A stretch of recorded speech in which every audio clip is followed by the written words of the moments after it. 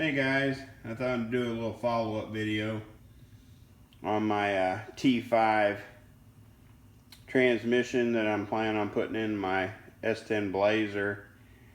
If I remember right, this is a 1991 Camaro T-5 that's got that weird angled rear tail shaft mount. So I will have to deal with building an adapter of some kind to hold that transmission, because I do plan on mounting it in the straight up position, not at the factory. What do they clock those, like 11 o'clock? They clock the shifter and the whole transmission like towards 11 o'clock on your bell housing, which pushes the shifter towards the driver. But I don't want to run that kind of bell housing, because like I said in my previous video, I'm going to run this 1963 through 1966 Chevy truck V8 bell housing that's heavy duty cast iron as what I'm going to refer to as a poor boy blow-proof bell housing. It's considerably stronger than a cast aluminum piece, but I just come in from cutting the yard. Put fluid in the T5 for the first time, rotated it probably 20 or 30 times with the input shaft, was running it through the gears, because the friend of mine that sold me the transmission, he had pulled the, here we can see that bell housing a little bit better, but he used to run a T5 world class with this same style bell housing on a 283 Chevrolet in a 59 pickup, 59 Chevy pickup. And I mean, he used to rev the sack off that thing. I mean, if anybody's ever driven a 283, they love RPM. Well, he had a regular habit of revving the crap out of that thing. Now these T5s, I believe, they're only rated up to like either 300, almost like 300 or 310 horsepower, something in that range.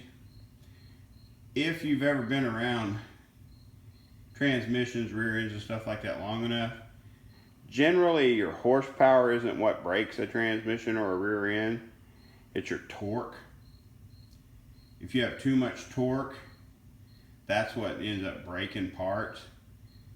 But then again, you can run, let's say this transmission is rated up to 310 horsepower. You could run 400 horsepower through this transmission as long as you don't hook it up. When you start hooking the rear tires up and shocking the drive line, that's when you're going to end up breaking something. So hopefully in a street application, making 300 to 350 horsepower, this transmission should serve me well, especially when 98 to 99% of the time, it's just going to be driven as a daily driver. And yes, it's extremely grody and dirty. I have not cleaned it yet. Will pulled it apart, pulled the shafts out, checked the synchronizers, checked the bearings and all that to make sure it was in good shape before he sold it to me. It appears to be in good working order. Everything rotates smoothly. There's no excessive play in any of the bearings. If there is issues with the bearings, you'll be able to tell because it'll whine. It'll hum and whine when it's just sitting there running. So I'll keep an ear out for that. I'm going to start out with Dextron 3. If you'll read the little orange tag, it says Dextron 2 only. Well, that was the top of the line transmission fluid they used back in 1991, and I could go all the way up to Dextron 6 or better now, but I thought, well, I won't push my luck.